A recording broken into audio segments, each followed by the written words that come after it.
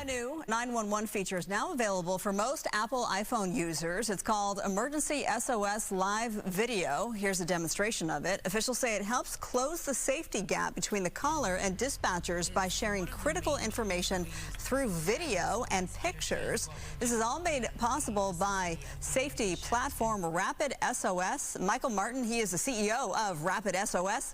Thank you so much for being with me tonight. No doubt we have a lot of Apple iPhone users watching tonight. So how does this work? Yeah, so starting as of Monday, if you have an iPhone 14 or newer and have the iOS 18 update that was released on Monday, your device is now capable of sharing live video or a picture into the hands of 911 and first responders during a live 911 call. Now, that's going to be rolled out over time across the United States to public safety agencies based off their tech stack, operating procedures, but this is just powerful life-saving technology. Yeah, so literally, again, let's just hit that point home. This is iPhone 14 and above, and then the new software that was released as of Monday, it's iOS 18. Make sure you're updated there. If you do dial 911, you are in an emergency, then it just automatically presents itself, this Rapid SOS. Yeah, so the way it works is based off of the technology setup your local 911 center has, their operating procedures, their staffing levels, they may choose to enable this functionality. And then on a call, based off the expertise of that 911 telecommunicator, they can basically request that you share live video or an image during that emergency. So we're all familiar with that calling screen, and you can actually see on right now an example of what this would look like on a phone. So your screen will change, and you'll have the ability to share that live image or a stored photo on your phone. There's obviously a lot of 911 centers around across the United States. In Southern California alone, there must be countless. So are they all compatible at this point? Yeah, so RapidSOS supports about 21,000 public safety agencies across the United States. That covers about 99.6% of the U.S. population.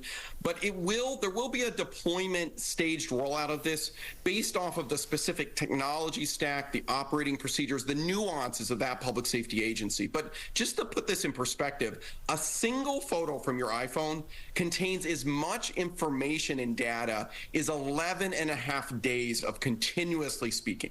So the potential impact of this, in say an active shooter situation, knowing what sort of weapon the assailant has in assisting with CPR, or we've even seen an example where a mother went into labor early and had to her husband pulled over on the side of the road, and a 911 telecommunicator was able to assist in that childbirth using some of these types of technology. So photos, images can be extremely powerful to assist the life-saving work of first responders. Yeah, I mean, when you're in an emergency like that, I'm sure you're also in shock, and to have to make sense of a street and all of that, it would be a lot easier. I mean, sure, you're under duress, and to have to take a photo and send it, or the live video would help. That way the dispatcher, I imagine, could zoom in and get the intersection themselves and make sense of it.